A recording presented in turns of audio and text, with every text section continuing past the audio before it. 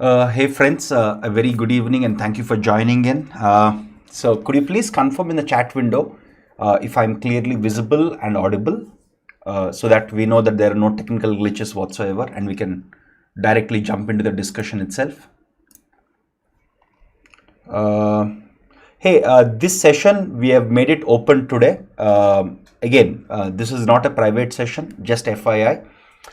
We had a small glitch in sending the email to all the students. That's why we are sending SMSs to all registered students.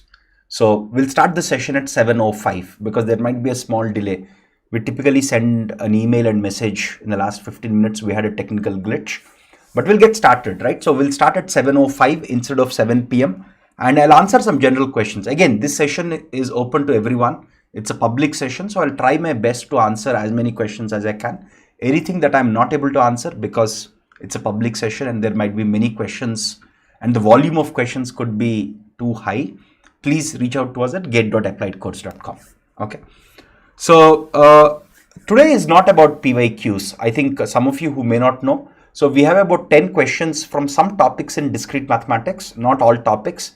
So if you have seen our earlier video, announcement video, we are conducting topics-wise sessions and some subjects-wise sessions once every 4 to 5 days or so, with some gap in between for you to revise or just go through those subjects.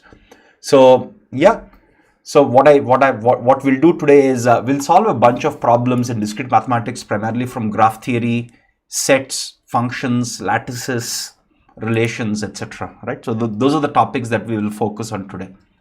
Cool. I have the chat window open on my phone also here so that I can see most of what you're typing and I can respond accordingly.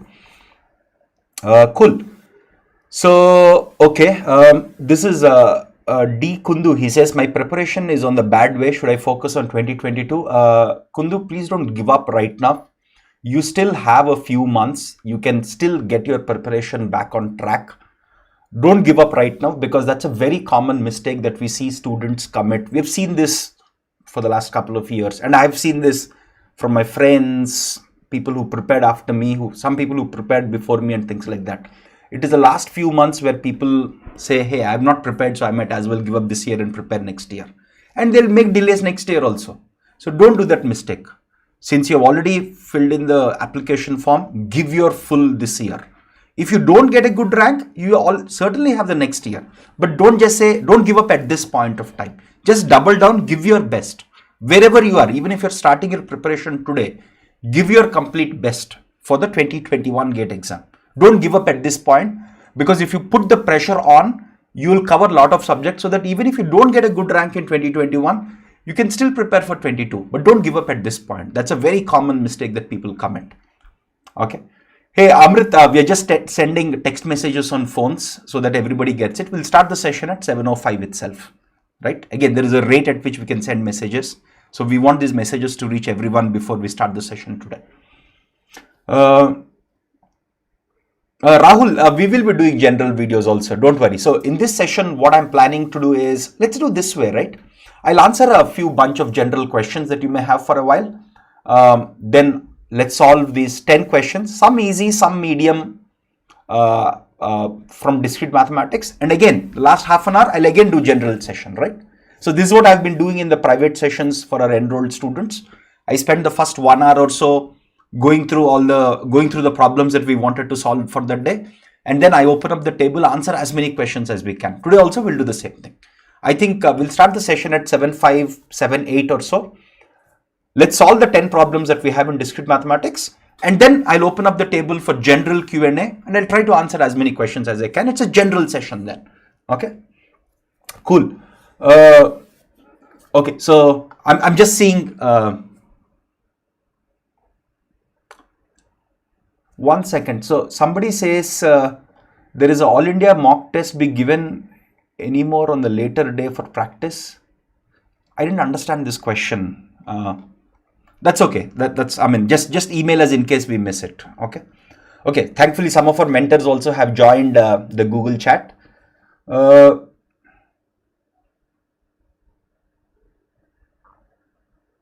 One second. So Himanshu, it's a very good point that you raised, that MSQs are tougher to answer than MCQs. Yes, that is the case. Today we will see a lot of MSQs, and I'm sure a lot of people will make mistakes in MSQs. I think MSQs is a very nice strategy that the professors and the committee which conducts GATE has come up with, because it gives more power to the examiners to select or to make the paper trickier, not hard. Again, MSQs oftentimes are not hard. We have seen questions in JAM, in other competitive exams that IITs and IIScs conduct. Oftentimes, MSQs are not hard, they're slightly tricky. And the chance that people make mistakes is also very, very high in MSQs than in MCQs. Actually, I would say the chance that people make errors in MSQs is more than even numerical type questions, right? So that's what I personally think, and we see that also a lot. That's why in all of our mock tests, even the mock tests that we conducted recently, you might have encountered MSQs. Again, even in today's questions in discrete mathematics, some questions are easy, but we try to just add MSQs to that. Again, we think most MSQs, if you look at the other exams conducted by IITs like JAM, the questions are not hard, they're slightly tricky. We'll see some examples today. Okay. Okay, yeah, so it's 7:05, so why don't we, so let's do one thing, folks. We'll solve these 10 questions that we have, some easy, we have a bunch of MSQs there, some numerical type, some MCQs. So let's finish these 10 questions. They're not hard. Again, we didn't want to give we tempered down the hardness of questions a little today. There are some very interesting questions. There are some easier questions which have been modified into MSQs, etc. And let's solve these 10 questions. Then we'll come back to this discussion. I'll try to answer as many questions as I can, right? So probably 60 minutes, we can finish the 10 questions. Then we are back here, okay? Let me start sharing the screen with all of you. Just give me a second. Just give me a sec. Cool. So can everyone see my screen so that I know that there are no issues here? Can you please confirm if you can see my screen which says discrete maths, graph theory, sets, etc., etc., etc.?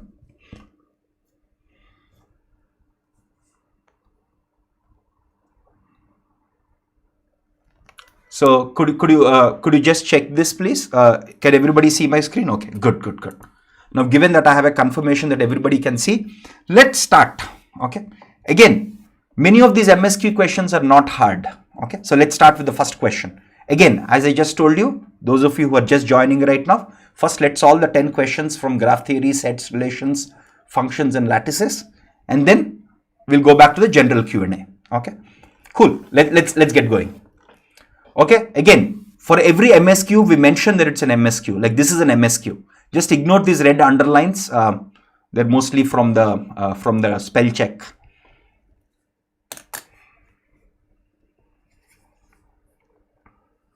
Okay, here is the first question. Please tackle it. It's an MSQ.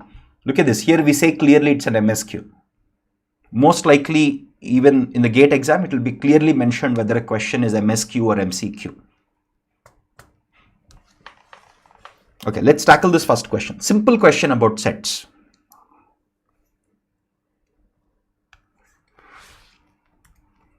Once enough number of students answer, again it's an MSQ, multi-select question. Please read the questions carefully, folks. Please read the questions carefully. I know people, come on guys. I see some of you already making mistakes. Read the question carefully. It's an MSQ. And read the questions carefully. See, I know people will commit mistakes. I see so many of you making mistakes already. Already making mistakes. Please read the question carefully. Read the options carefully. It's an MSQ. I can't emphasize this enough.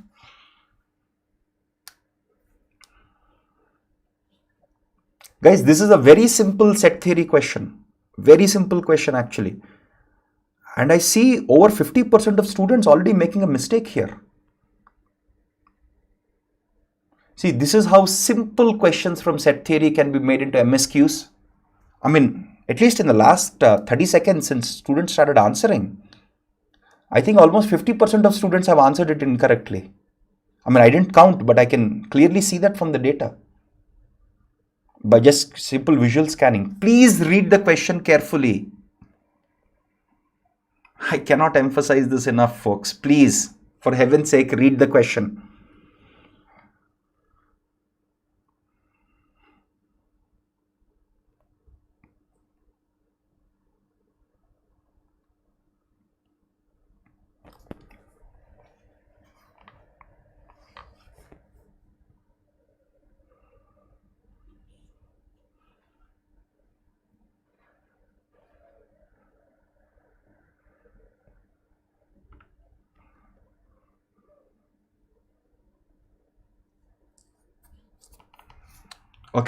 Okay.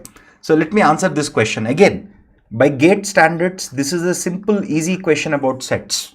We just made it into MSQ. Okay, and I see a lot of people making mistakes. The question says, which of the following options are incorrect? Please read it carefully. It doesn't say correct, it says incorrect. Okay, so that's one thing. You have to read the question carefully. By just making it an MSQ, things can go crazily wrong. Okay, so let's go step by step. So what is statement 1? A is a subset of B is a subset of C, then A is a subset of C. Makes logical sense, right? See, A is a subset of B is a subset of C, right? So this is A, this is B, this is C, right? If A is a subset of B and B is a subset of C, then A is a subset of C. So this statement is true. No doubts about it. Cool, very good. What about statement 2? Now here in this, we say A, B, C are sets. Look at this, we say capital A, capital B, capital C are all sets. Okay, so A is an element of B. What does that mean? Which means B is a set of sets. So it could be like this. Look at this. If A is, let's say, a set like this, A is a set, right? B now is a set of sets because a set is an element in B. Look at this. Here A is a set. A is an element in another set B. Okay, we never said A and B are the same sets. We never said that. Right? We never said they are the same type of sets also. So since A is an element of B, your B could be something like this. Your B could be a set of sets. Right? Look at this. Here, what do you see? Here this A, which is basically the set A, is an element of set B. So A is an element of set B. Now it also says that B is an element of set C. So your C could be something like this. Look at this. Your C could be set of sets. Okay, so look at this. So what if your C is like this? This is one element. Okay, let me just highlight it in a different color. This is one element of C. The other element of C could be something like this. Okay, so this could be another element of C. Now if you notice B, which is a set of set A and set B, B is an element of C. Look at this. A is an element of B. B is an element of C. Right? But A need not be an element of C. See, what does it say? If A is an element of B, B is an element of C, then A is an element of C. That need not be the case. Look at this. Is just set A present anywhere? No, it's not there. It need not be there always. Okay. So this statement is false. So S1 is true, S2 is false. But the question says which of the following is incorrect? S1 is true, S2 is false. This statement is correct.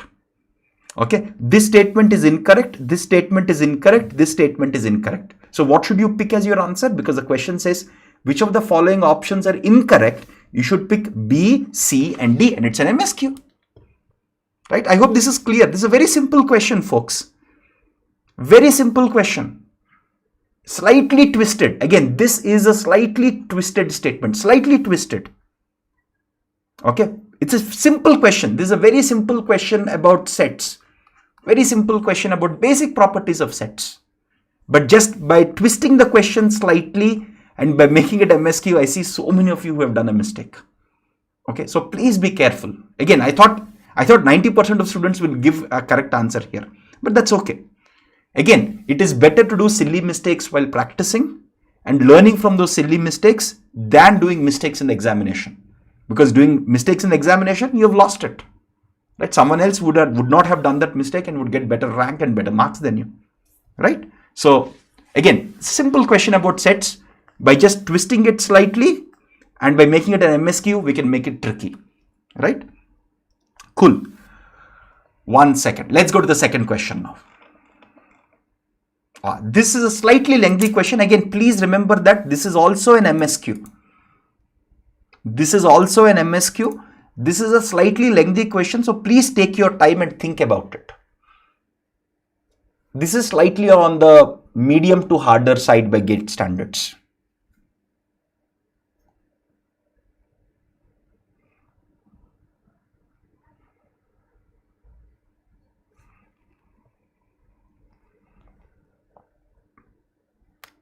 Thanks to all the mentors who are answering some of the questions parallelly in the chat window. Thank you, folks. Again, this question could be slightly lengthy, but that's okay.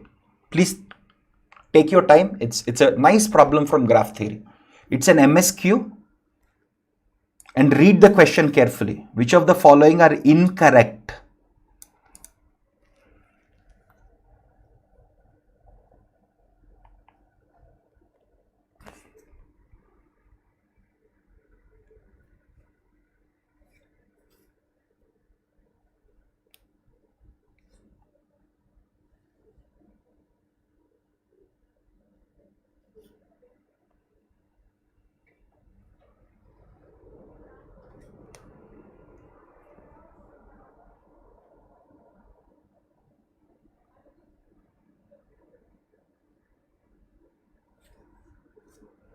Again, as I just mentioned at the starting of this session, I'll answer general questions a little later. Once we finish all the 10 questions, we'll go to the general questions. Okay. I'll surely spend about 20 to 30 minutes answering your general questions at the end of these 10 questions. Let's try to focus our time into solving these problems now, because that's what actually matters in the examination. I'll surely answer your general questions at the end. Folks, take your time, think through about this problem carefully. It is okay to take time. This is slightly lengthy, slightly on the medium to harder side by gate standard also.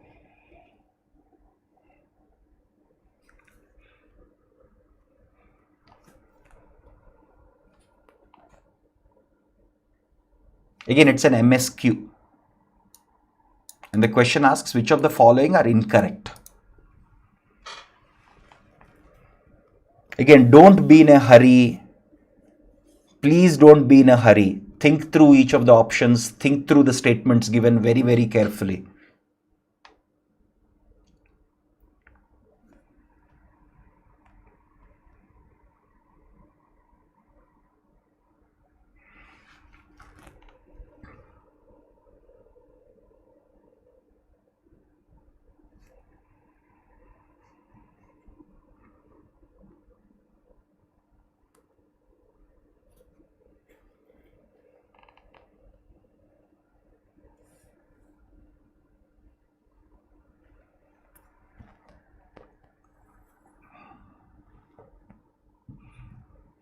Again, I see a lot of people who are in a hurry to answer fast, making mistakes. While speed is somewhat important, it's not that important for gate. Your accuracy is far more important. So please think about this carefully. Think about the statements given very, very carefully.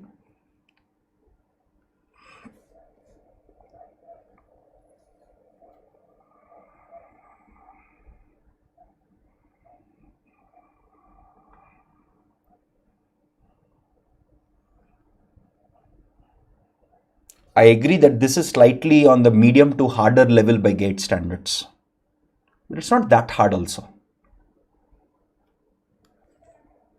Again, in gate, since it's not a subjective exam, they can't ask you proofs. So they'll give you statements like this and they expect you to think about the proof structure behind the question.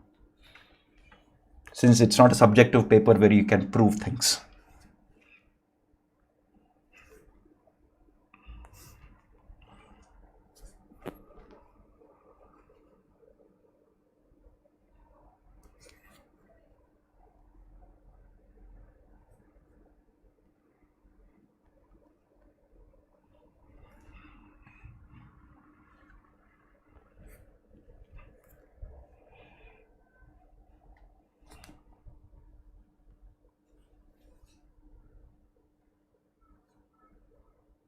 I'm just giving some more time for those of you who are still trying to solve it.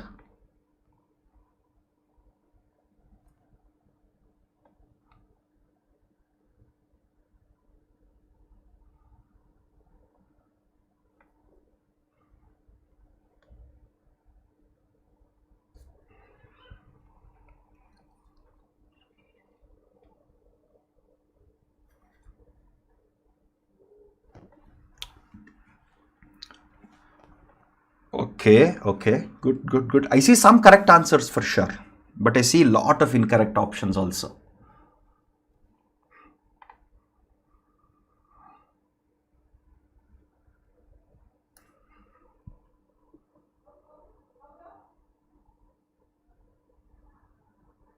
Okay, let me solve this question for you now. Just in the interest of time, I'm moving ahead. Again, this question is the medium to hard level by GATE standards, right? So, okay, so let's take, so there are two statements S1 and S2. We have to determine which of them is false, which of them is incorrect. Then we can easily answer this. We can easily take the right options. So S1 says, given a graph G, its line graph is defined as this. Okay. So if you already know what is a line graph, great. But we thought if some of you may not know what is a line graph, it's defined by this simple two statements. So given a graph, you can draw its line graph based on these properties. Okay, now the question here is, if G is regular, G is a regular graph and it has degree greater than equal to 1 and it's also connected, then LG is Eulerian. Okay, so is this statement true or not? So let's think of graph G. Okay, again, I'm not going to prove this rigorously, but I'm going to give you a line of thought. Okay, again, whatever line of thought I'm giving you, you can write it formally as a proof also. But in examination, since it's not a subjective examination, we don't have to write the theoretical, like rigorous proof, but you have to think through carefully, right? So let's assume I have a graph G, which is regular degree. It's a regular graph, which means all the vertices have the same degree and the degree is greater than equal to 1 and it's connected graph. Good, right? So let's assume I have a vertex U and I have a vertex V in graph G. So let's assume in graph G, I have vertex U and V. Now, if let's assume there is an edge between them, then what happens? There are, because it's a regular graph and degree is, let's say D. Let's assume the degree is D. Then what happens? There are D minus 1 other edges going to other vertices. There are D minus 1 other edges going to other vertices and there is 1 here. Then what happens?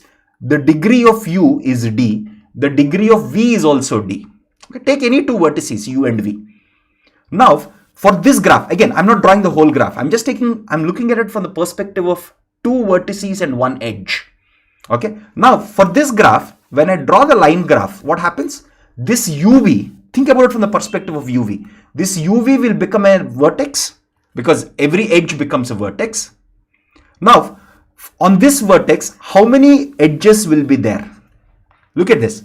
This UV, look at this. From this U, there are D minus 1 other vertices into which I have these edges, right? So look at this from here, but using the properties that we have used to draw LG, right? Look at this.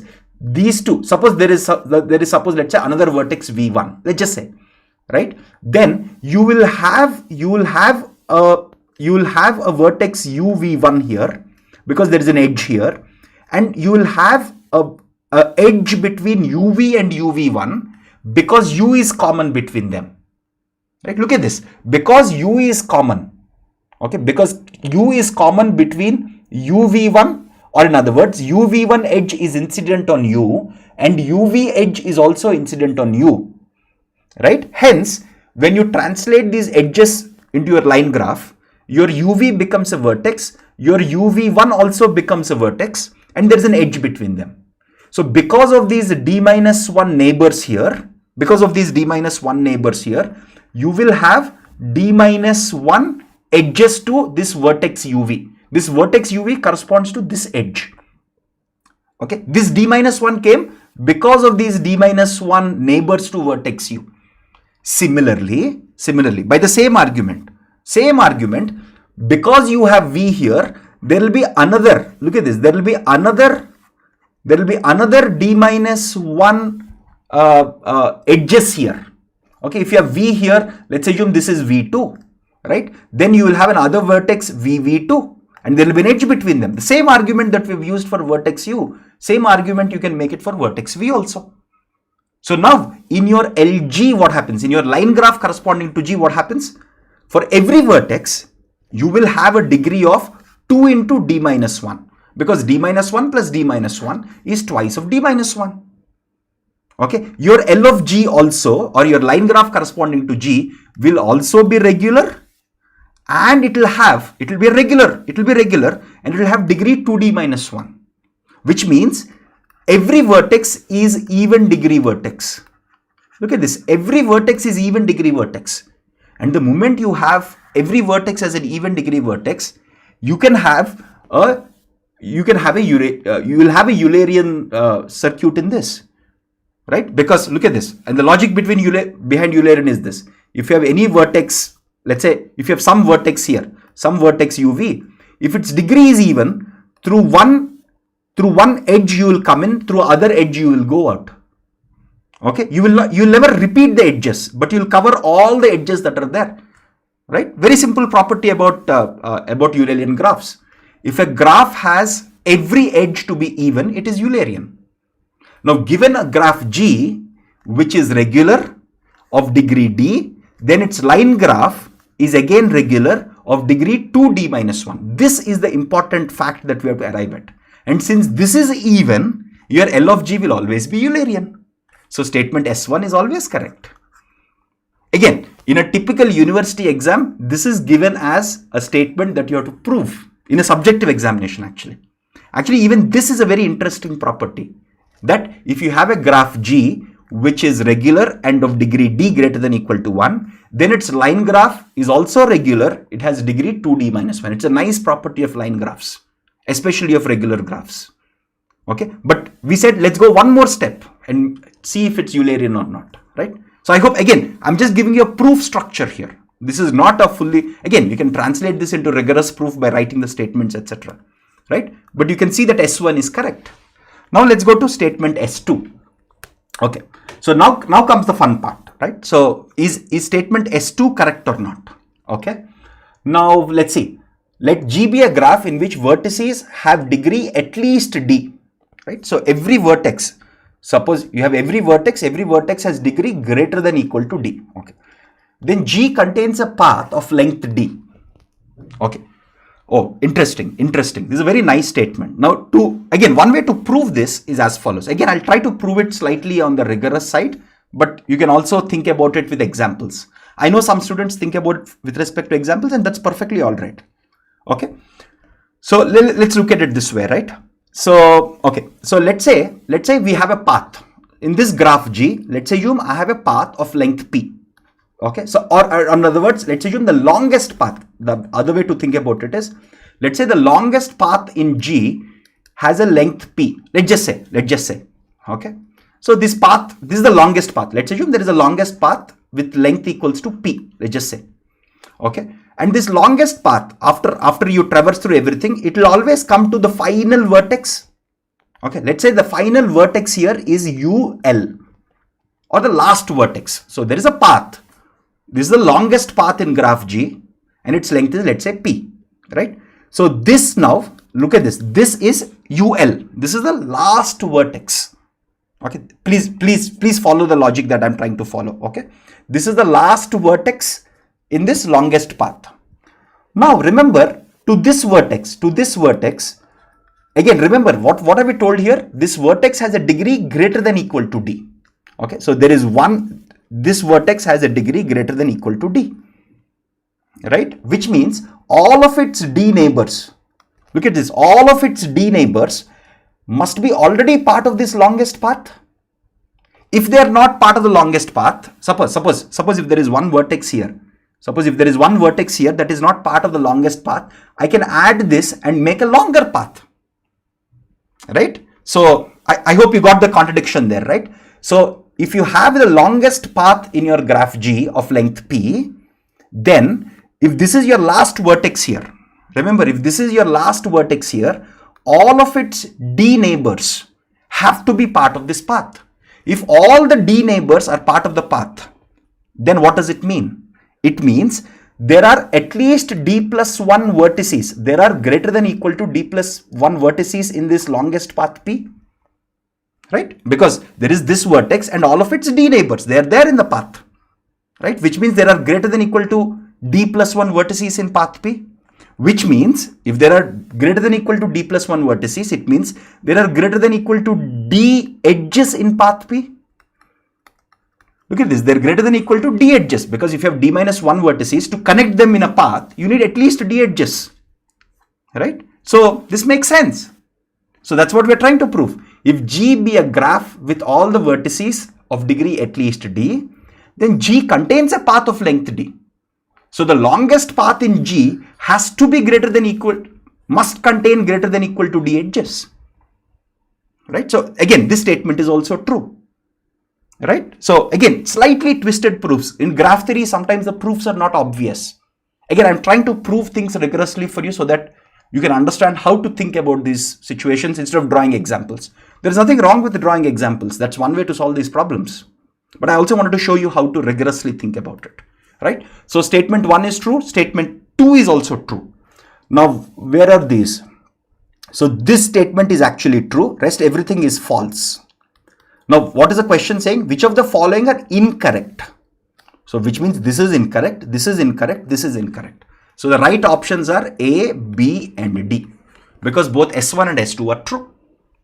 Again, intentionally, we have given a slightly harder problem, but in gate examination, what could happen is they could give some variation of this property, right? Of just S1, they could form it into a question. Just S2, they could give it as a question. This is surely one of the harder questions that you can encounter in gate, without doubt. We know that for sure.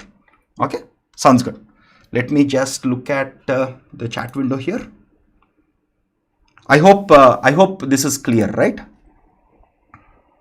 Again, you can take examples and solve this, but I'm trying to prove this rigorously, like a proof structure. You can always take examples and argue about these things. But the problem with examples is, to prove that something is correct, to prove that something is incorrect, all you need is a counterexample. But to prove that something is correct, you need to prove it rigorously, right? So that's the tricky part typically in mathematical proofs, right? Is there a problem with buffering? I hope, because I see full speed at my end. Let me just check, folks. Let me just see if there is a problem of buffering. Is there a problem of buffering for anyone? No, I'm transmitting at 5 kilobits per second. So that's a stable speed. Anyway, again, those of you who did not completely get it, this video will be available on YouTube. Please go through the logic after we finish it. Okay, cool. Let's go to the third question now. Let's go to some easier questions, simpler questions. Okay, this is a simpler question. I know sometimes we want slightly harder questions, slightly easier questions. Hey, thank you, folks. Thank you for confirming that there is no technical glitch. Good. Probably one odd person might have it. I just wanted to be sure.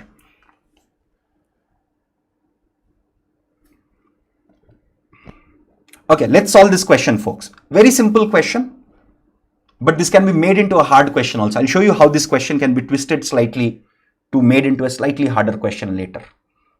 This you can solve it by drawing examples.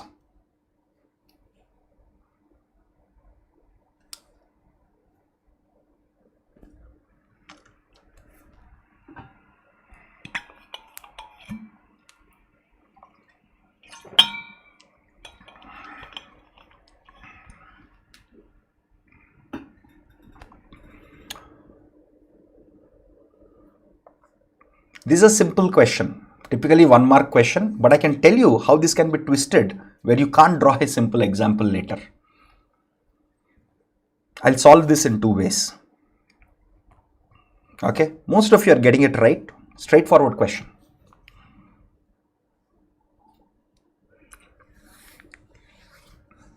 We intentionally wanted to give a simple problem after a hard one.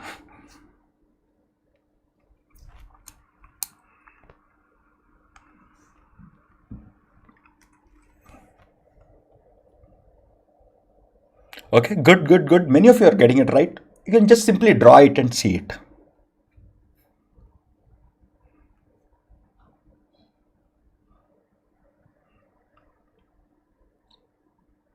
Okay, cool. Yes, the answer is 3. Very simple question. You have 5 vertices. It's an undirected graph. It's a simple graph. 5 vertices, 2 connected components, right? So one simple way to think about it is this, right? So you have 2 connected components. So obviously this is one connected component C1. This is another connected component C2. This whole thing is your graph. You just need to make sure that this is connected, this is connected. The minimum number of possible edges in G is 3. Very simple, right? You can draw this example and answer. But imagine if this number increases. If somebody says 100 or something like that, or number of connected components is 10, then you can't draw it. Okay. Remember, again, intentionally we gave a simple question where you can draw it and answer it. If this question can be made slightly harder by just increasing these numbers where you can't manually draw it. It almost becomes cumbersome to draw it. So how do you tackle a question with that small twist? Okay, that's what I told you. So there is another way to solve it in a more rigorous fashion. Okay, so let's take up that solution also. Okay, imagine you have a graph G. Okay, in this case it says 2 connected components. So let's assume this is my connected component 1, this is my connected component 2. Okay, my vertex set has 5 vertices, right? Simple, 5 vertices. So let's assume there are V1 vertices in this and there are V2 vertices in this. There is another way to solve it. I'm just trying to show you another way to solve it. Okay, please bear with me. So there are V1 vertices here and there are V2 vertices here. Now remember, since this is a connected component with V1 vertices, it should be connected. Remember, what is the question? Minimum possible number of edges. Okay, so this whole thing has to be, so one thing that we know here is V1 plus V2 equals to 5. We know that, right? Because C1 and C2, because C1 union C2 is your whole graph G. Right? These are 2 connected components, which means there are no edges between both of them, but this is connected and this is connected. Okay, so this has, let's say, V1 edges and this has V2 edges. Now one fact that we know is V1 plus V2 is 5. Simple, yes. Now since we want the minimum number of edges, if you have V1 vertices, what is the minimum number of edges to make this connected? You need at least, so this is V1 vertices, V2 vertices. Similarly, what is the minimum number of edges? What is the minimum edges that you need to make this V1 vertices connected? You need V1 minus 1 edges to make this connected. That's the minimum number of edges. Similarly, here how many do you need? You need V2 minus 1 edges. Simple logic. Okay, simple logic. You need minimum of these many edges. Now, what is the minimum possible number of edges in graph G? The minimum possible such that there are 2 connected components is nothing but V1 minus 1 plus V2 minus 1. This is the minimum number of edges. What is this? This is nothing but V1 plus V2 minus 2. What is V1 plus V2? We know the total number of vertices is 5. So 5 minus 2 is also equals to 3. So this is another way to arrive at the same answer 3 without drawing the example. Right? I hope you got this. Right? So suppose imagine if the graph that you have has 100 vertices and you want 2 connected components, what would the answer be? It would be 100 minus 2, it would be 98. Right? Imagine if this is 100 and this is 10, what happens then? You have 10 connected components. Then what would you have? You have V1 plus V2, so on, so forth, V10, minus 1, minus 1, minus 1, 10 times. So what would you have? This sum is anyway 100. 100 minus the number of components you have. You have 10 components. In such a case, if you have 100 vertices and 10 connected components, then the answer would be 90. Right? So it is nothing but number of vertices minus number of connected components. If k is the number of connected components that you have. Okay, simple logic. Again, we intentionally gave a simple example so that you can answer it by hand. You can draw the examples and draw it. But here is a more rigorous mathematical way if the numbers were increased. Okay, very simple argument here. Okay, cool. Very good, very good. Yeah, thank you folks. Some of you have also answered the same question. Very good. Okay, so let's go to the next question here. Again, it's an MSQ, so please be careful.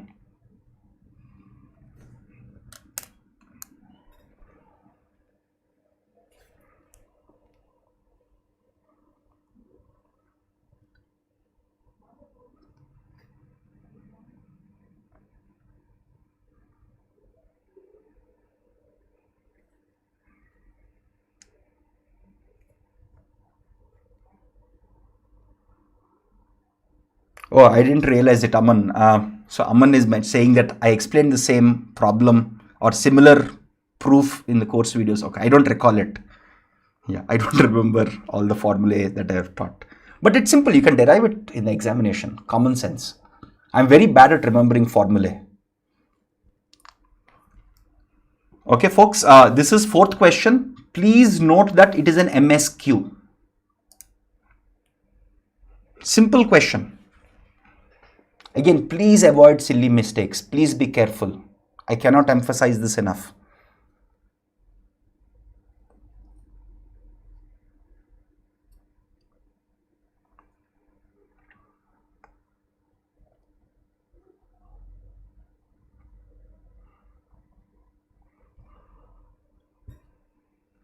Simple question. I see some of you already putting in incorrect options. Please be careful. This is a very simple question, guys.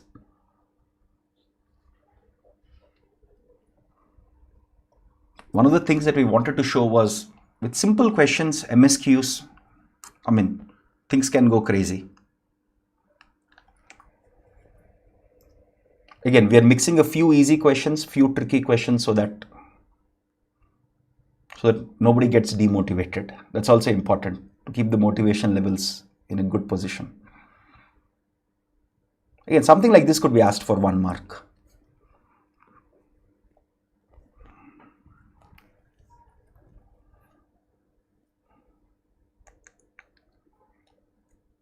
Again, in the actual examination, we don't know how many MSQs would be there. We actually don't know because it's the first time we are seeing this. So let's see.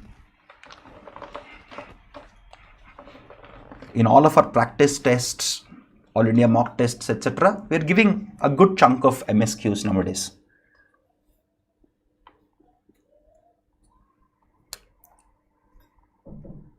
So Shadab asks, can MSQs be theoretical and not numerical? We don't know. We have seen the JAM examination that IITs conduct, and they have a mixture of theoretical questions and MSQs also. They have a mix of numerical and theoretical also. We have also seen some examinations that IITs conduct internally for their bachelor's degree students and master's students, where they have MSQs in some of these examinations, and those can be pretty interesting, right? So those can be theoretical a lot of times. So we are guessing that there will be more theory questions, but there could be some numerical questions also. Yes, MSQs are introduced this year in GATE. That's why we are focusing so much on them. If they were not there, we would not present them here. Okay, I see some of you making mistakes. Okay, anyway, let me answer this. This is a fairly simple question, right? You have a set A, and this function is from A to set of natural numbers. N is set of all natural numbers, and f of n is the highest prime factor of n. So you have 9. So you have this function f. Right, so what will 9 map to? So you have 9, 10, 11, 12 and 13. Right, this function basically takes the highest prime factor of n. Right, so what is the highest prime factor of 9? 3. What is the highest prime factor of 10? 2 into 5, so 5. What is the highest prime factor of 11? 11 itself is a prime number, so it will be 11. What is the highest prime factor of 12? 12 is 2 into 2 into 3, so 3. 13 itself is a prime number, so this is what it will be. So what is the question here? Which of the following is not the range of f? What is the range of f? The range of f, okay, so the range of f is 3, 5, 11, 3 is already there, 13. This is the range of f. So now look at this. So 3, 5, 11, 13. So D is the range of f. But the question says which of the following is not the range of f? Okay, so this is not the range of f, this is not the range of f, this is not the range of f. So A, B, C is the right option. It's an MSQ, right? So in MSQs, when MSQs are mixed with not, they can be deadly because you have to solve the problem, and only then you cannot rule out options anymore, like in MCQs, right? So when you have a not, pick which is incorrect or which is not, and with MSQs, they can be tricky. That's what we wanted to expose you to in this, right? Cool. Sounds good.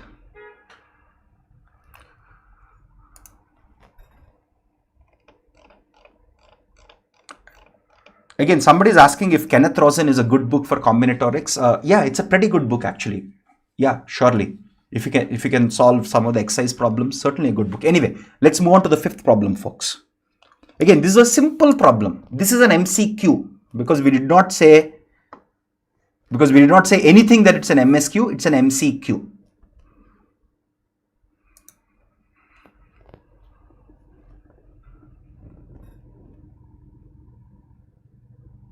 So if you don't have time, don't worry about practicing from textbooks now. Focus on solving as many practice problems you can from previous year questions. If you're an enrolled student, from our practice tests, focus on that first. If you have time, you can always pick standard textbooks and solve problems.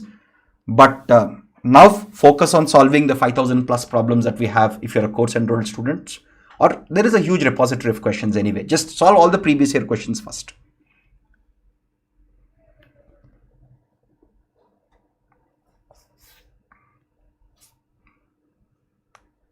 Okay, yeah, thanks a lot, mentors. Thank you that you're answering some of the questions. Thank you. Simple question. It's an MCQ. Only one option is correct.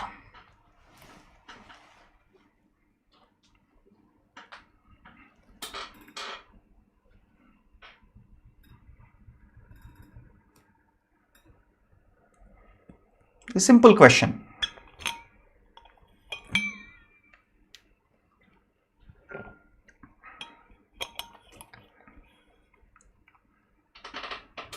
Most of you should get this right.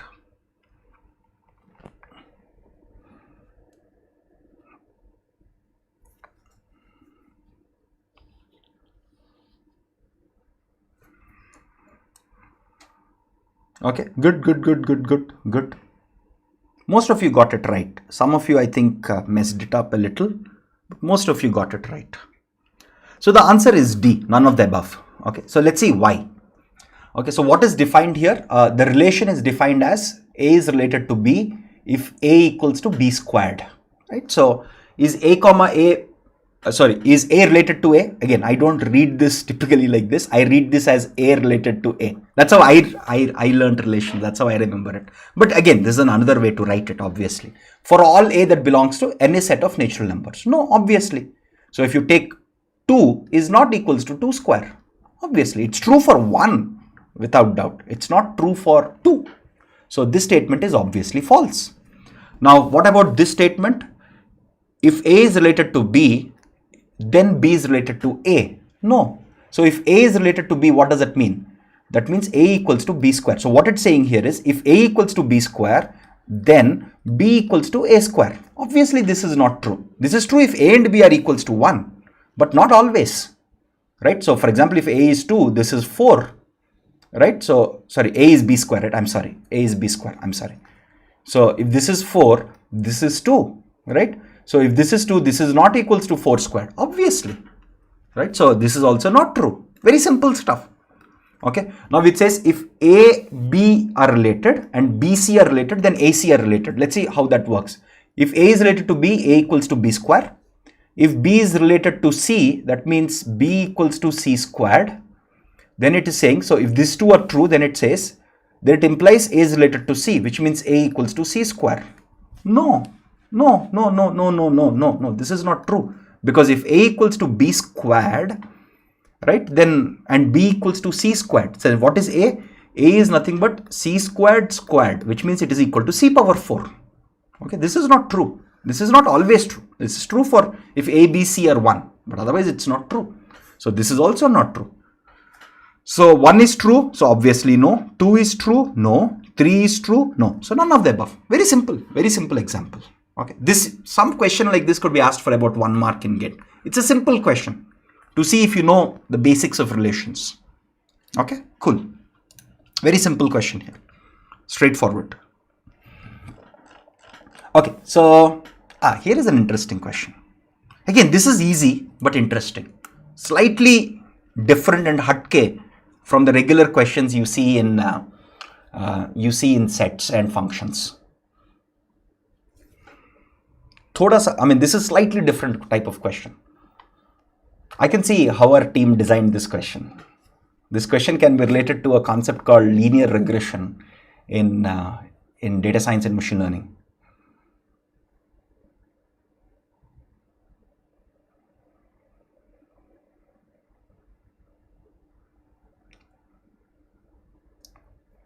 This is a slightly different question here. So think about it. This is a simple question, by the way.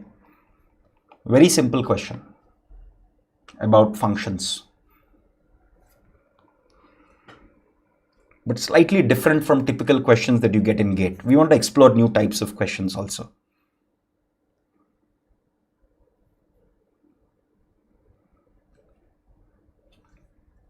Simple question.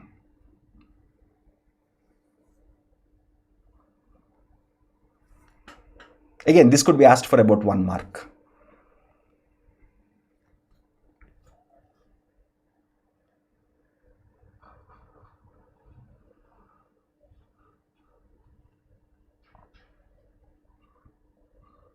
So very simple. This is like free marks given to you. We have introduced some of those questions in today's session. In other sessions, we are doing it slightly harder. But we wanted to just sprinkle a few fairly straightforward questions.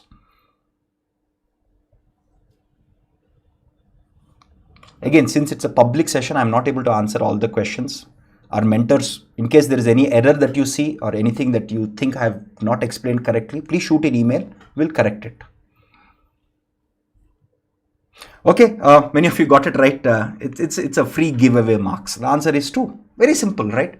So your x, so look at this. This function basically says if this is x, this is y, right? This is x, this is y, this is x, this is y, this is x, this is y, right? So f of x is ax plus b. So if you take these 2 points, if you take this pair, right? Because this is your function mapping. So a into 1 plus b equals to 1 because this is x and this is y. Similarly, from this equation, you can simply write 2 into a, right? So a into 2 plus b equals to 3. Now, by just, you have 2 equations, 2 unknowns, right? Very simple. So if this minus this, right? So this equation minus this equation, b will cancel out. 2a minus a is a equals to 3 minus 1, 2. Very simple.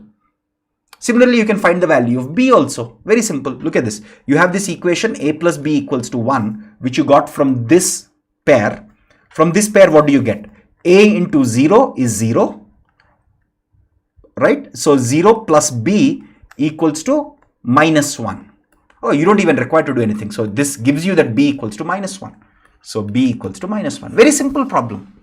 Okay, it's just about finding these 2 variables. Slightly, again, something like this could be asked for 1 mark. Could be.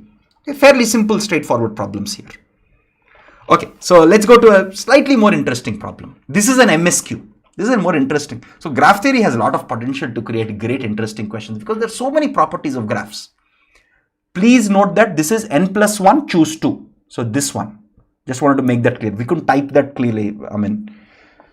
So this is 3 power n plus 1, choose 2.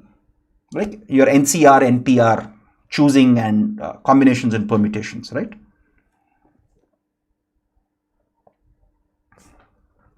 Again, this is an MSQ, folks. So please read the question carefully.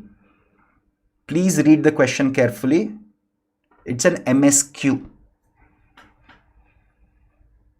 Again, this option is 3 power n plus 1. So let me read this. So it is 3 power n plus 1, choose 2. Let me write it just in case somebody makes a mistake. 3 plus n plus 1, choose 2. I'm just writing it here to avoid confusion in a notation that everybody knows.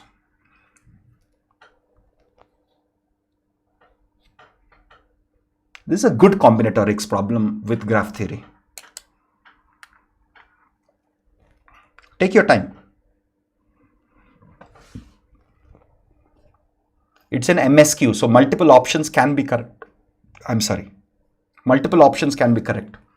This is a numerical type of MSQ. As somebody was asking earlier, would we only have theoretical questions in MSQs or numerical? You could have mix of both. For many of these MSQs, we are taking inspiration from the midterm exams, semester exams that IITs and IISc conducts for their students, where they have these, where some of the questions are MSQs. Not just at IITs and IISc, also at other top US and British universities. And of course, we are taking inspiration from JAM exam itself.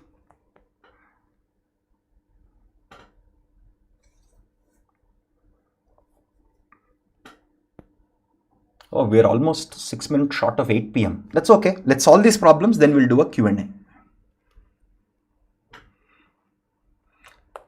After this, most questions are simple.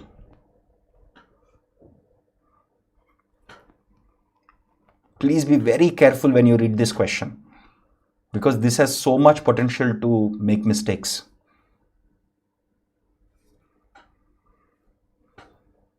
Think about it, think about it. I see some of you putting in your answers. Please think very, very carefully, because there are so many ways in which you can go wrong here.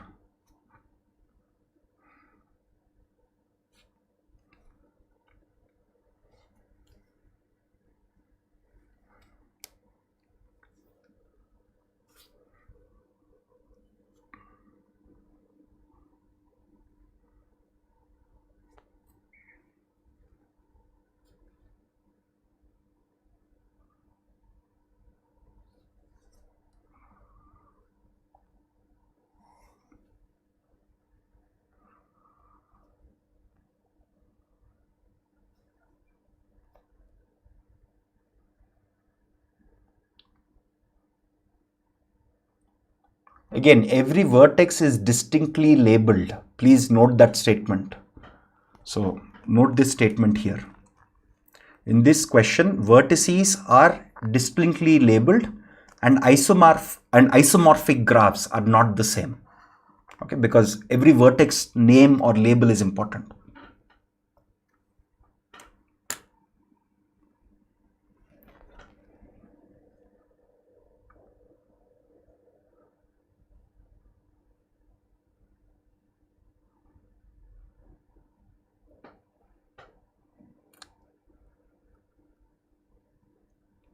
Again, I don't want to go back to previous questions that we have solved, because students who are currently solving this question might get disturbed. So anything that I could not answer earlier, please shoot an email, we'll answer that.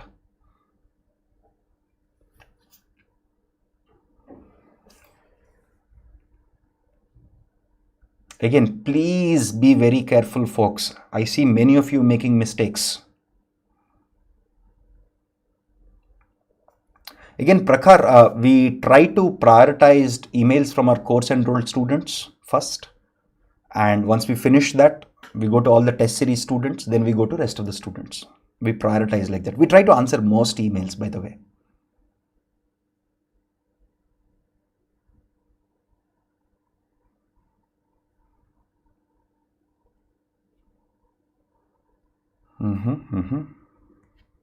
I see many of you making a mistake, guys. Please, especially those of you who have tried to answer in a hurry, who are trying to answer it fast. Those of you have made more mistakes.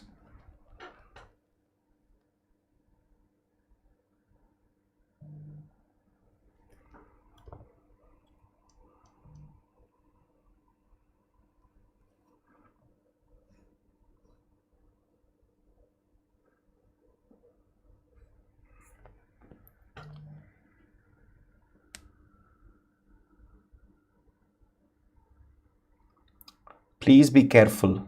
Think through the cases. I see many of you making mistakes.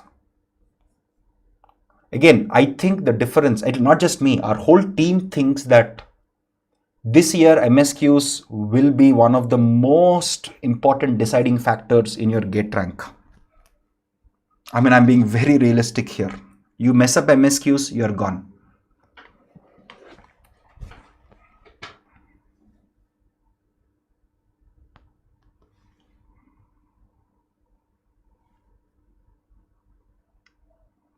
Again, if you have missed any email by mistake, just call us always on the phone numbers that we have. If you're an enrolled student, just call us on the phone number in case we missed any email by mistake, right? We try not to miss anything. In case we missed, just call us on the phone number that we have on our website. We'll quickly answer it, right? I mean, one odd email we might miss. I'm not saying we don't miss ever, but in case we miss, do call us. That phone number is always there for escalations like that.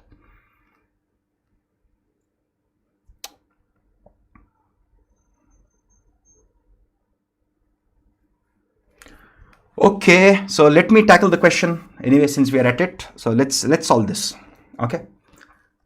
So we are supposed to find the number of simple directed unweighted graphs on a set of you have n vertices v1 to vn, okay, that have at most one edge between any pair of vertices in any direction, right? So suppose you have two vertices vi, vj.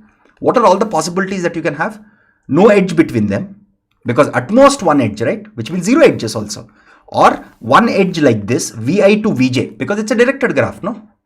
You can have vi to vj or vj to vi.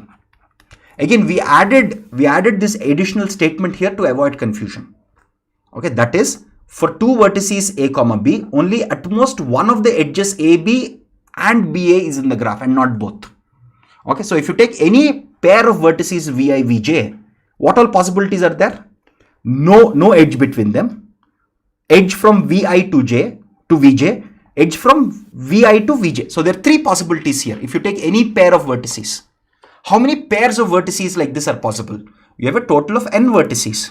How many pairs can we make from them? N choose 2. How many pairs can we make from n vertices? N choose 2 pairs, no? So if you have n choose 2 pairs, okay, these are the pairs of vertices. Okay, these are the pairs of vertices that we can make. Simple combinatorics. For every pair of vertices, there are three possibilities now. For every pair of vertices, there are three possibilities now. No edge, edge from vi to vj, edge from vj to vi. And every vertex is distinctly labeled. So just go into the isomorphic nature of graphs, because every vertex is uniquely labeled. And if the label changes, the graph changes. So how does it work? Three possibilities for every pair and n choose 2 pairs. So it is 3 power n choose 2. That's the right answer. And if you notice, it's not there anywhere here. B comes closest, but it's not exactly the same as the right answer. So what is the question here? The question says, which of the following are not the number? Not. So none of them. All of them, because the right answer is 3 power n choose 2. Which means when you have to tick A, B, C, D, because none of them is the correct answer, right? So A, B, C, D is the right answer. Some of you got it, by the way. Okay, some of you got it. Okay, so please look into it, and again, it's very, very simple. Okay, so just make sure that you think of the problem carefully. Okay, and you can easily answer it. Okay, very, very simple stuff. It's not at all rocket science. I hope you all got it, right? Very simple problem. Okay, cool. Let's go into the next. Let's go into the 8th question here. Okay.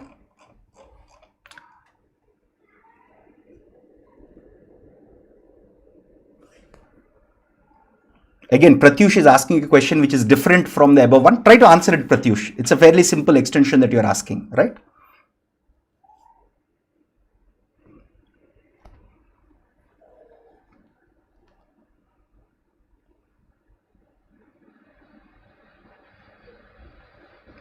Okay, very simple question. This is our 8th question.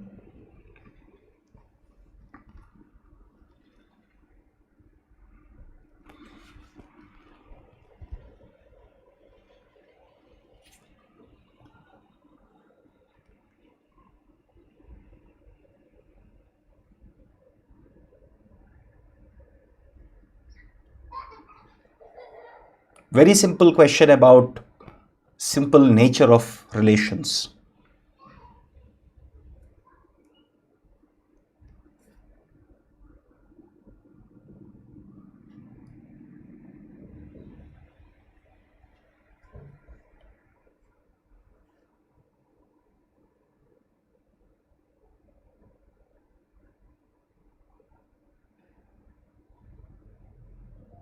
Again, it's an MSQ. Please note that.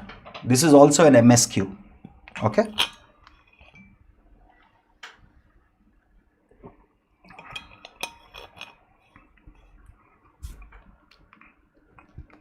So Pratyush, could you just shoot an email about how you got that solution for a modified version of the 7th problem, and if there is any error, we'll correct it. Just write your solution, take a photograph, send it to us. Okay. That way we know how you're thinking and where you're making a mistake.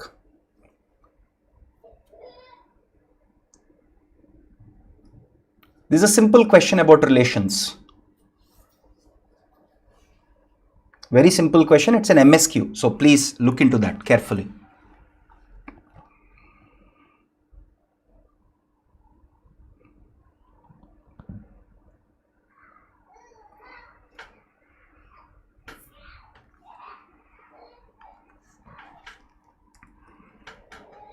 Very simple question. If you are, please read the options also carefully. I see some of you not reading the options carefully, so please read them. It's a simple problem.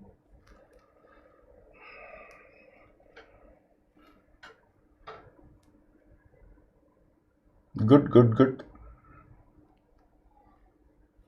Many of you are getting it right. Good. Some of you are making mistakes again because you're not reading the question carefully. Please read the question carefully, folks.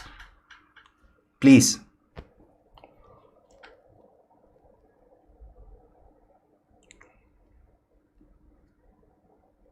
Read the questions. Read those nots, negations carefully. Some of you are missing that. And that could cost you marks in the examination. GATE examination, if you see the last few years, it is becoming trickier and trickier, making you fall into the traps of silly mistakes. It is not about hardness anymore, it's about trickiness. So you have to be very attentive to avoid silly mistakes. Okay, so let me answer this. This is fairly straightforward. The answer is options A and B are correct because it says which of the following is correct. C and D are not, right? So let's see. So you have this relation called tilde, which says AB related to CD if and only if AD equals to BC. Okay. So first, is it reflexive? What does reflexive means? A is related to A. Again, this is how I write my notation. Each of you might write it differently, right? So which means, do you have, suppose if you have, let's say AB, right? So A related to A. I mean, I write a slightly different notation here, which means is AB related to AB? Right? Is AB related to AB? Yes, because what is this? This says AD equals to BC, which means it says AD equals to BC. The product of these inner terms is equal to the product of the outer terms. So outer terms is AB. So this is true because outer terms is AB. AB equals to BA. Right? Obviously. Makes sense. So it is surely reflexive. Is it symmetric? How do you know something is symmetric? If A is related to B, if this implies that B is related to A, then it is symmetric. Right? How do we know that this is symmetric or not? So let's say A comma B is related to C comma D. Okay. So what does this mean? This means, so outer product, which means AD equals to BC. Does this imply that C comma D is related to A comma B? So what does this mean mathematically? This means CB equals to outer product equals to inner product. DA, yes, same thing, right? AD is same as DA, BC is same as CB. So it's also symmetric. This says not transitive. It doesn't say transitive. Actually, this relation is transitive. What is transitive? See, this option says not transitive. That's why you have to be careful when you read the options. What is transitive? If A is related to B and B is related to C, then A is related to C. That's what transitive relation is. Now, let's see if it's transitive or not. Okay. So again, it's a very simple thing. So let's take, let's say you have AB related to CD, and let's assume CD is related to EF. Okay. So does this imply, do these two facts imply that A comma B is related to E comma F? Does this mean this? Now let's see. It's actually fairly simple to verify. What does this mean? This means AD equals to BC, right? Outer equals to inner product. What does this mean? CF equals to DE. Okay, these two are given to us.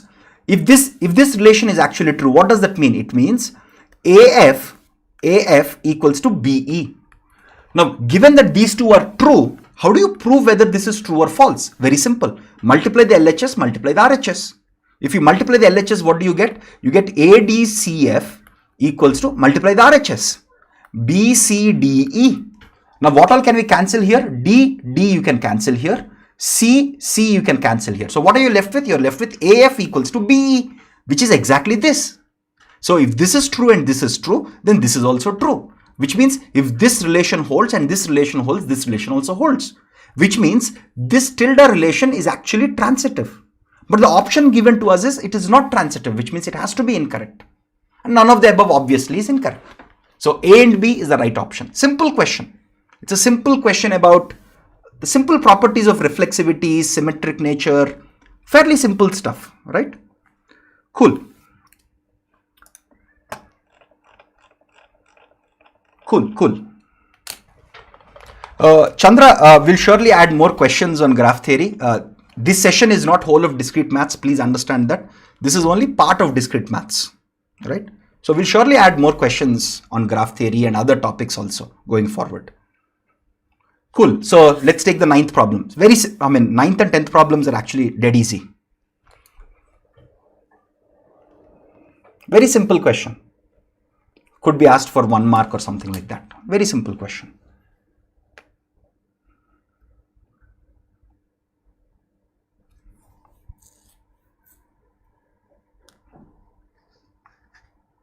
The last 2 questions are simple. Okay. Literally 1 mark question. Simple. This is about cross product of. If you know the definition of cross product, it is straightforward, right? Instead of cross product of 2 sets, you cross product of 3 sets. That's it. Good. Yeah, most of you got it right. The answer is 8. Very simple. What is the definition of cross product?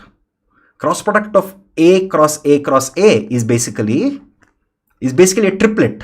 A, B, C such that A, B, C, all of them belong to set A. That's all it means.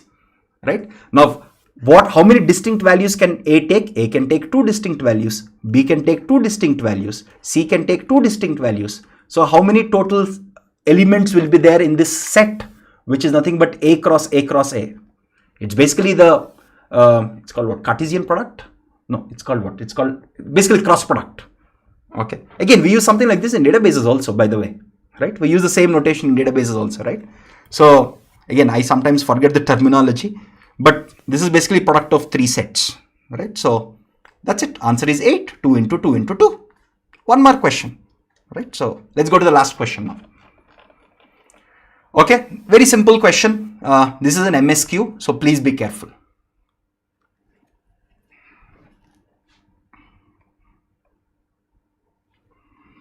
Okay, the last question here. Once we finish this, I'll try to answer your questions over the chat window.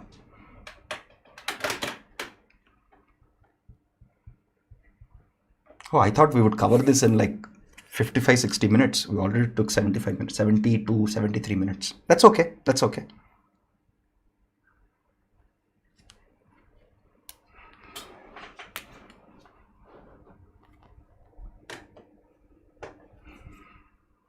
It's an MSQ, folks, so please be careful.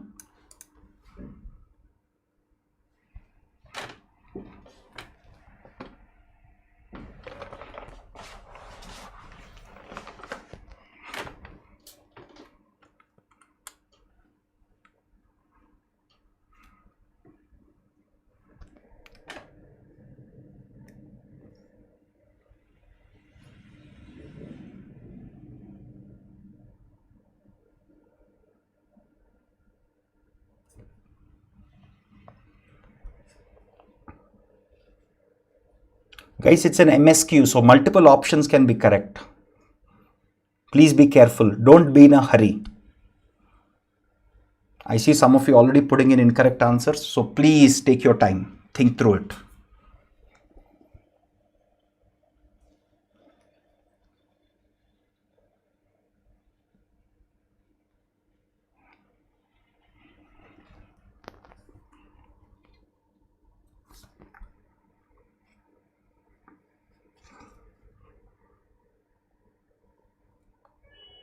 I see some of you making mistakes. So please draw the poset diagram.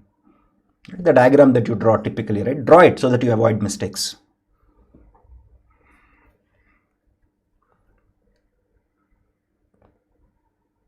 This is a simple problem, guys.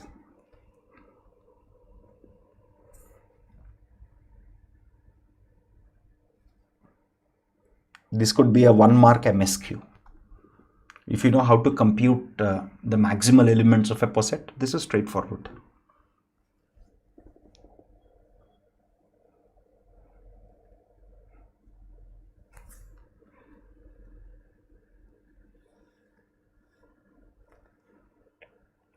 Again, you don't have to draw the whole poset diagram also for this. It's easier to solve it even without drawing it.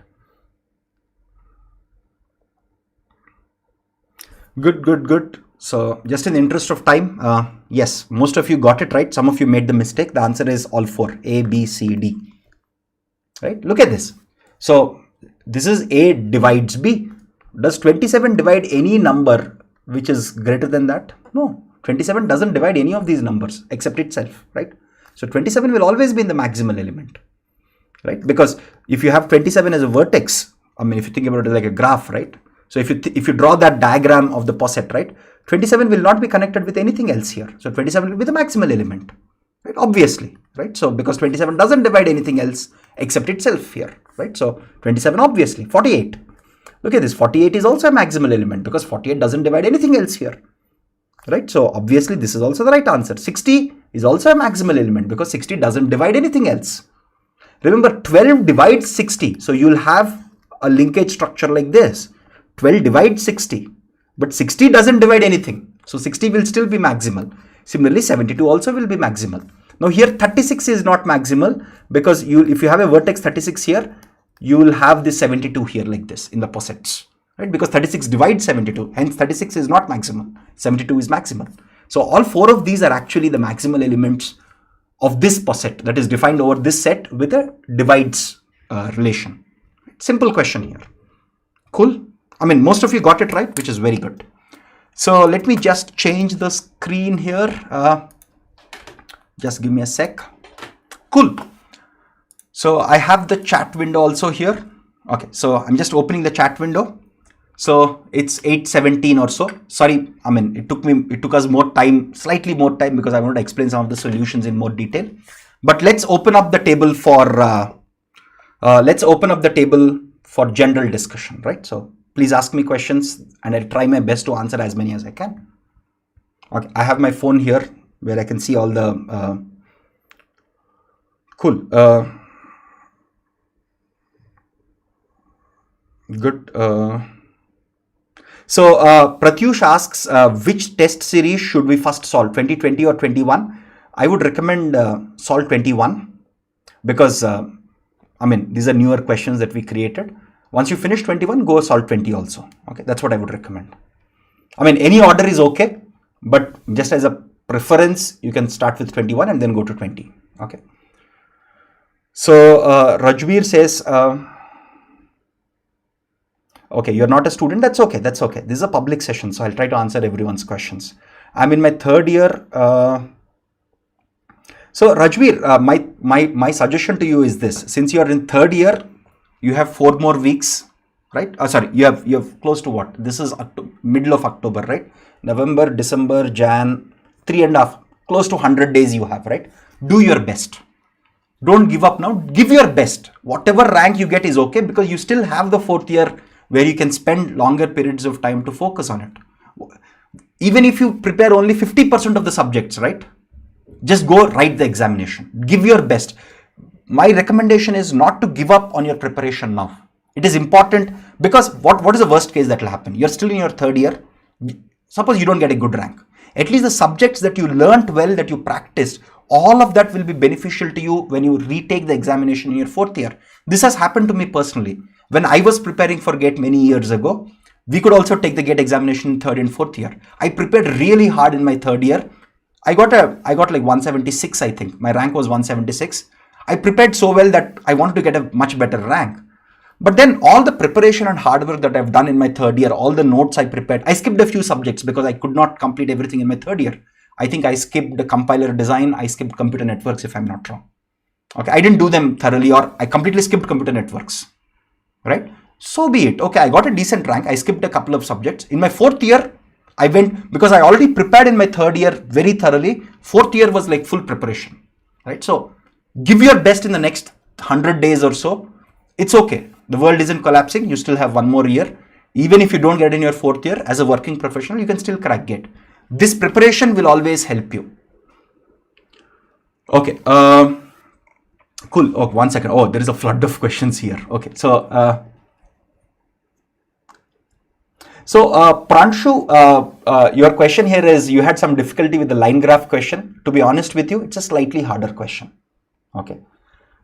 So solving that type of problems comes from seeing proofs in textbooks. Okay, that problem requires you to think from a proof perspective. Again, we wanted to give a slightly harder, at least 1 or 2 slightly on the harder side problems, and that's why we set that question. I mean, it is on the harder side by GATE standards also. Okay, but the key idea there is, in the GATE examination, people can ask you questions where you have to think from the proof structure. Okay, some questions of that type have been asked historically, right? So the best way to improve is take your standard textbook, look at the proofs. If you're a course enrolled student, I try to arrive at some of these proofs logically, not rigorously like in a textbook, but I try to prove some of these properties from first principles from an intuitive fashion. Okay, so if you're a course enrolled student, we have proved many of these in the course videos, or else pick up a standard textbook, go through the proofs of some of the key properties. That will give you that mindset. Cool. So Himanshu, you're talking about NIC, right? Yes. So we have done a live. We have done a live session by somebody who cracked these examinations like NIC. So they're already available on our YouTube channel. We have done this in the earlier months of GATE 2021 preparation. So please check out those interviews by people who actually cracked these exams, right? So that you can get first-hand perspective from them itself, right? As far as the examination is concerned, just focus on GATE content. If you're preparing for GATE, NIC exam also, you should be comfortably able to finish. Again, I think there is a conflict there between the NIC examination and one of our mock tests, so we'll change our mock test. Okay, so go with the best preparation that you have for GATE. Give your best. A lot of people who are writing the NIC exam are not explicitly preparing for that one exam. They're also preparing for GATE, so they're very similar to you, right? So just give your best. That's it.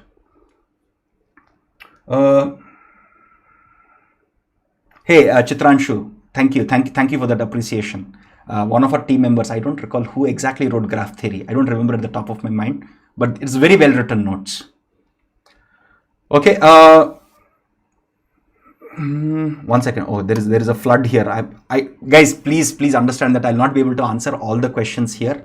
So I'll do my best. Anything that I miss, feel free to reach out to us on the email address that we have at gate.appliedcourse. But I'll try to answer some of these. Okay. Debijyoti says, I'm able to score about 50% marks in the test series. How to improve my marks? That's okay. Debijyoti, that's perfectly okay. If you're scoring 50 to 60 marks now, that's good. Don't worry about it. Don't panic about it. Just analyze those problems where you have made mistakes. If you have technical knowledge gaps, go prepare those concepts. If you have done silly mistakes, make notes of that. So if you're scoring 50 to 60 now, we still have like 3.5 months or so. You can push that 50 marks to 60 marks to 70 to 70 plus bracket. You can do that. We've seen students do that, by the way.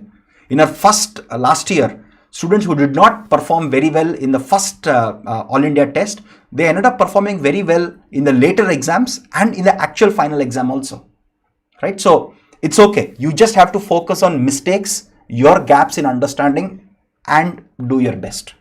Okay, that's it. Very simple logic.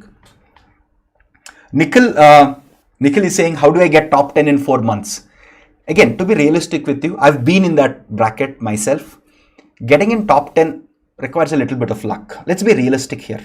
Okay, a lot of people don't agree to it. They think, hey, I got top 10 rank and I'm like the boss. No, you have to get very lucky. Okay, the difference between somebody in the top 10 and the top 100 could just be a couple of silly mistakes. Okay, it could all boil down to just that. Okay, so instead of thinking from a top 10 perspective, because whether you get top 10 or top 100, you'll still get the top universities that you want, the top programs that you want, right? In the long run, it doesn't matter. There is hardly any difference in careers between somebody like me who got All India rank 2 and a friend of mine or friends of mine who got rank 30 or rank 40 or rank 50. In the long run, it doesn't really matter. We all got the universities that we want. We all studied the courses that we want. So your objective should be, because top 10 you have to get, to be honest with you, you have to get a little lucky. Okay. I mean, I believe in this. There is a small luck factor. Ask yourself this thing. How do I solve most questions with minimal errors? That's the key. Okay. You'll comfortably get into again, even if you get under 200 or under 300, right? You'll get most good universities. Don't worry about it. So Sushmita says, due to job, started preparation from last few weeks. Can you suggest how can I get good marks? Very, very simple. We have done a video earlier. Again, it's on our YouTube channel where we gave the preparation/revision plan for every subject till December end. My suggestion to anyone, just check out that video on our YouTube channel. That's the same order in which we are doing these live sessions. Okay, try to follow that schedule that we have. That schedule started from October 1st. So if you follow that schedule, right, you will finish all the subjects by late December. Use Jan and early February for revision. Go into the examination, give your best. You don't get a good rank, that's okay. Next year, all this preparation that you have done for the last 4 months will help you next year. Okay, please don't give up on your preparation now. That's the most common mistake. People say, hey, I've only done 8 subjects, I've not done others, I can't compete. It's okay. You compete against yourself first, right? Compete against yourself, give your best. Even if you do not get the best rank, you always have the next year where you can compete and do better. Nothing stops you from that, right? So all the hard work that you put in for the next 4 months, even if you don't get a rank, don't worry about it. That knowledge, that hard work will pay you next year if you consistently put the effort next year. That's a very, very common myth that people have. That I've done only, again, I see some of those questions also. That, hey, I've done only 8 subjects, I've done only 10 subjects, I've only done 3 subjects. Hey, should I give up on GATE? Don't give up. If you've done 3 subjects, try to do 8 subjects. If you have done 8 subjects, try to do all the subjects. Okay, give your best. As I told you, go full throttle now. Full throttle basically means apart from your work or college, spend rest of all the time on GATE preparation as much as you can without burning out. Which means spend 2 hours in the morning if you get breaks, or if you're commuting to work, or if you're getting breaks in between your work because you're working from home or you're going to college from home, attending lectures from home, revise it in the middle of the day. Get rid of social media for a few days. Just avoid social media altogether. That's what I would strongly recommend. And sit on this. When I say full throttle, all I am saying here is apart from your regular work or college, rest of time you should be working on GATE. How many hours you can put in? Okay. Cool. Oh, very good. Shadab has a very good point. Even in case you don't crack GATE, there are other good universities like IIIT Hyderabad, Indian Statistical Institute, Kolkata. These are all very good universities. They conduct their exams right after GATE, right? So this is a very nice suggestion. Shadab, thank you for pointing it out. Even if you have not done well in your GATE, all the preparation that you have done till now, continue that preparation even after GATE, because you have other good exams like the examination. IIIT Hyderabad is as good as any top IIT nowadays. It has very good research labs, especially in computer vision and NLP, right? And many other areas. So it's a great place to go to. Similarly, ISI is very, very strong from data analysis, statistics, all these backgrounds, right? So even if you have not done well in your examination in GATE, you still get few more months to ramp up and crack these exams. Think of those as your second chances. Okay. I don't know what the name is. So he asks, I'm preparing for GATE 2022. Please tell me the best time to start math. Do it now. Why are you waiting?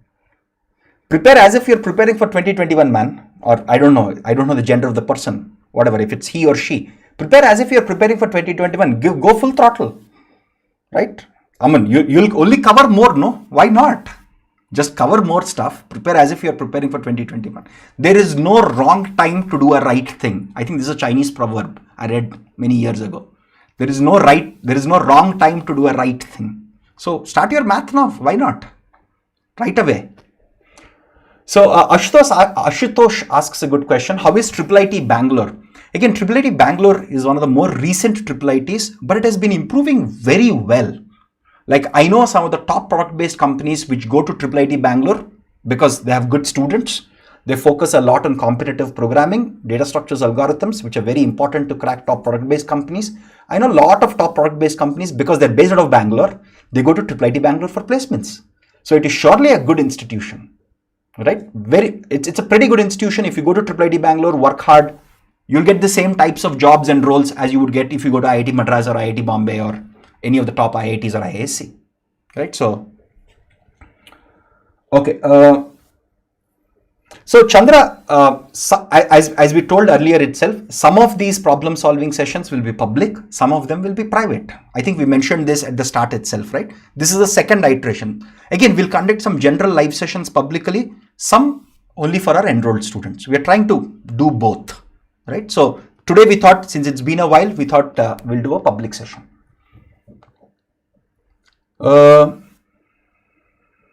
One second. So Himanshu says, I've read subjects many times now, getting bored, but I forgot things, so I have to revise. How to overcome the boring thing? Again, why are you feeling it bored? I don't understand. I mean, if somebody tells me, hey, read computer networks textbook or read computer networks, I would jump to it. I don't know. Maybe it's just a personal choice. I enjoy reading undergraduate level computer science because when I read computer, again, whenever you're learning some of these subjects, right? I mean, at least for me, this is what I personally do is I think from an applied standpoint. So you can have 2 or 3 mindsets. One, to not feel bored is to look at the examination and say, hey, this is my goal in the next 3 to 4 months. I have to crack it, so I have to work hard. That's one attitude. The other attitude here is, hey, when I'm learning these concepts, how are these concepts applied in the real world? Again, that's how we teach a lot of the courses for GATE also, because that's fun. Okay, that's cross question. Why is this happening? Why is that not happening? Right? So solving problems is also fun. Okay, so if you're bored with revising the theory concepts, go solve problems. The moment you get stuck with a problem, you know where you're lacking, go revise your notes and come back. Problem solving is far more fun than raw revision or raw reading the notes. So better strategy for you is solve more problems. That will get rid of the boring part of the equation. Kunal, good question that you asked. So will GATE preparation help you in entrance examinations to TAFR, Chennai Mathematical Institute, etc.? Yes, because in a lot of these institutions, their examination is very similar to GATE, but they might have more weightage to some topics. For example, IIIT Hyderabad gives a lot of weightage to programming, data structures, etc. Right? TAFR, CMI, even ISI, Chennai Mathematical Institute, Indian Statistical Institute, and Tata Institute of Fundamental Research, they give more focus on the mathematical aspects like discrete maths, engineering maths, data structures, algorithms, theory of computation, etc. So the weightage for the subjects might change and the preference might change based on the institute, but the syllabus is mostly very similar to GATE. Okay. Cool. So, Bingu Malla, Rahul. Okay, so Rahul, that's I think that's his surname. So Rahul, so IIIT Bangalore versus second generation IIT. We have done a session, I think maybe a few months back, where we compared all the institutes and ranked them based on their placement track record, etc. So you can just check out that session. That has not changed much in the last 1 year. So just check that. It's already there on our YouTube channel. So that will give you much more details about placements. We grouped universities into tiers based on their placement numbers and what ranks you need for each of these institutes and things like that. So please check that.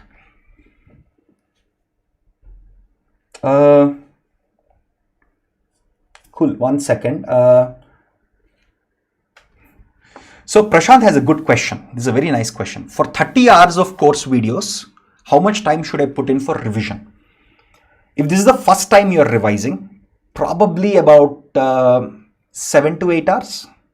Again, in the 7 to 8 hours, you should revise all of your notes, at least the detailed notes that we've given or the short notes that you've written, the mistakes that you've done while solving practice problems. First revision, 7 to 8 hours. Second revision, you can do it in 3.5 to 4 hours. I mean, these are numbers that I'm telling based on my experience. Okay, these numbers could change. I know people who write brilliant short notes who can revise a whole subject in 4 hours, first time itself, right? So on an average, you can think of it like first revision 7 to 8 hours, second revision about 4 hours, 3 to 4 hours. I mean, these are ballpark numbers. Cool. So this is cool guy. He says lots of properties in graph theory. How to remember them effectively? Again, I mean, at least graph theory, I understand there are lots of properties. For example, if you ask me the property that we worked for the line graphs, I don't remember at the top of my head. So oftentimes, if you can derive these properties, or if you know how these properties came about, like I'm telling you, I'm very, very bad with remembering formulae. I'm really terrible at it, right? But given any graph theory problem now, I try to arrive at the logic on the fly. Okay, so I remember the proof structure because that seems more natural and logical to me. Okay, I mean, that's how I tackle the problem of lot of properties in graphs. That's one. Second, try to group graphs and say, hey, if this graph has this property, again, one way is to revise from your short notes or detailed notes that we provide. That's one way. That sometimes helps, but the method that I personally follow is I know the derivation, so I can derive it on the fly very, very quickly. Okay, if you're not very good with the derivations, that's okay. Just revise from your short notes. That's the best second alternative, right? There is no shortcut there. Okay, so for 50 marks, what rank can I get? Nobody knows. Nobody knows. Depends on the hardness of paper, depends on how many people make silly mistakes. You can never guarantee that. But typically, if you get 70 plus, you're in a very, very good pool, at least till last year. This year with MSQs, I think people will make more mistakes. So we don't know what the topper would get. Last year was about mid 80s, right? So think about a 70 plus to be very good. I mean, you are in a very safe bucket typically with 70 plus marks. 50 plus, just try to keep pushing those numbers to 70 plus. That's what I would recommend. Okay. Okay, folks, just a second.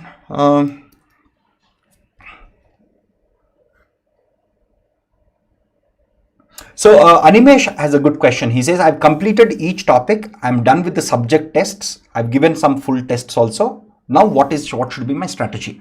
You're in a very, very good position, Animesh. First and foremost, revise each subject. Take all the grand tests. Take the 2021 test series, 2020 test series, previous year tests. If you finish all that, if you need more questions, do reach out to us. But remember, every time, don't look at the answer when you solve. A lot of times we see this mistake that students commit. They tackle a problem, they give some 5 minutes, they're not able to solve, they go look at the answer. That way you're not building your thinking muscle to tackle this slightly harder or medium questions. So you suppose you're tackling questions, right? Suppose you attempted some 50 questions today. 10 questions you could not solve, or let's say 10 questions you could not solve, 5 questions you did silly mistakes, rest 35 you got right. Very good. So these 5 questions that you did silly mistakes, add that to your notes. The 10 questions that you could not solve, go back and solve them. Don't look at the solution. Go solve them. Struggle with it. That struggle will improve your ability to solve problems, and that's very, very important. Okay. Okay, folks.